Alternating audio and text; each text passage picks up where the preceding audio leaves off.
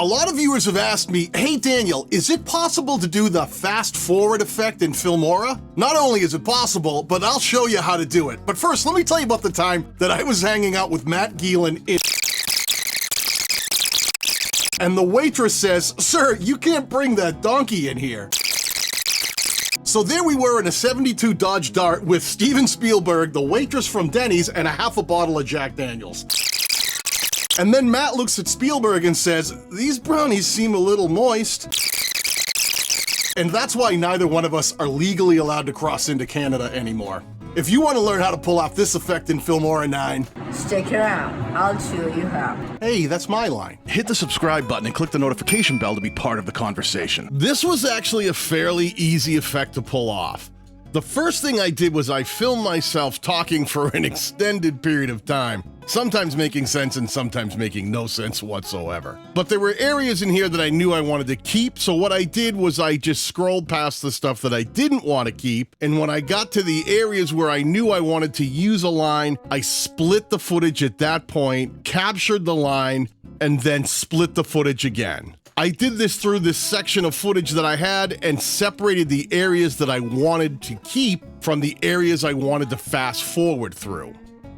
Once I had that done, I made sure that I had the auto ripple turned on, which is this little chain link icon over on the left side of your timeline. This is important that you want to keep this activated without a line through it so that whatever I do on the timeline will automatically close any of the gaps in between the actions I take, and not leave any spaces if I modify this section. So in this first section, what I'll do here is I'll right-click on that, I'll choose speed and duration, and I found that turning it up to about 15 times the normal speed it was playing at seemed to give me the effect I wanted. So I'll type in 15 and hit OK. And as you can see, that auto ripple closed everything down around that and shrunk that piece of footage down because it's now playing 15 times faster than it was before. I'll do that with these other sections here that I've separated.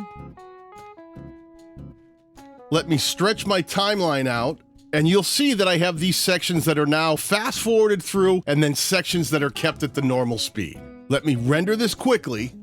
Now, when I play this, you'll see certain sections are sped way up and other sections are at the normal speed. But there's a few more things that you can do to really make this fast forward effect come to life. The first thing you want to do is go up to the Effects tab, and there are lots of different effects that are built right into Filmora9 that can help give this thing an actual fast forward VHS effect. If you use the search option, you can actually type in VHS, and you'll see that there are distortion options, rewind options, and they all give similar effects to what might happen to a VHS player if you were speeding it up or if it was gaining distortion. But there was other ones that I liked as well. I looked up static and found this static 2 glitch that actually fit what I wanted to do. So I brought that down on top of the section where I was fast forwarding, shrunk it down to match, and now when that section played, you can see it added this blur to the footage that really made it feel like an old school VHS or film player when you're moving really quickly through the footage and you pick up some distortion. If you left click on that, in the upper left, you'll notice you can dial this back to where you like it. I only put it at about 50%, and it seemed to give me what I wanted for a look. Now, the next thing I needed to do was actually overlay that fast forward button and make it pulsate while I was fast forwarding. So I found this Seek button on pixabay.com and downloaded it for free. I brought that down into a track above my timeline and my static effect. I left-clicked on it to highlight it, and I shrunk it down a bit to get it to a size that I thought might work a little better. Then I left-clicked in the preview window and moved it until the alignment lines told me it was dead center.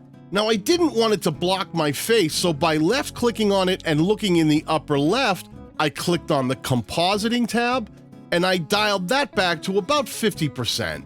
That let me see through this, but still let it show up on screen. But the next thing I wanted it to do was pulsate. So what I did was I shrunk this section down, I left-clicked on the top of my timeline and stretched it out so I could see each individual frame in my project, and I shrunk this down to maybe about 10 frames or so. Just so you know, my project is moving at 60 frames per second, But if you use a slower FPS, then you can cut this amount of frames down in half that you needed to run for. From here, what I did is I went to the upper left in the Transitions tab and grabbed the Dissolve transition and brought that down onto my Fast Forward button. I added one to the beginning and shrunk it way down, and I added one to the end and did the same, shrunk it way down. Now I had a Fast Forward button that would slowly dissolve into frame, appear, and then dissolve away again.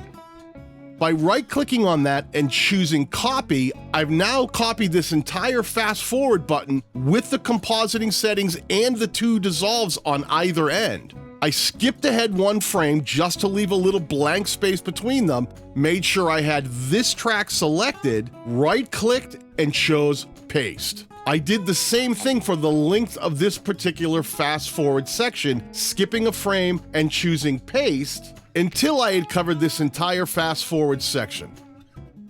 When it got to this end section, all I did was put the playhead aligned with the end of that static overlay, made sure I had that last section of Fast Forward clip selected, and split that right there, and then just deleted the extra. Once that was done, it gave me this entire effect. By increasing the speed and duration of my footage, it not only made the video play faster, but it made the audio play faster as well. If you want to learn more Filmora tips, tricks, and techniques, click on the video that's on screen now or the ones I'll pin down below. And if any of you guys see Matt, tell him I said hello. Peace.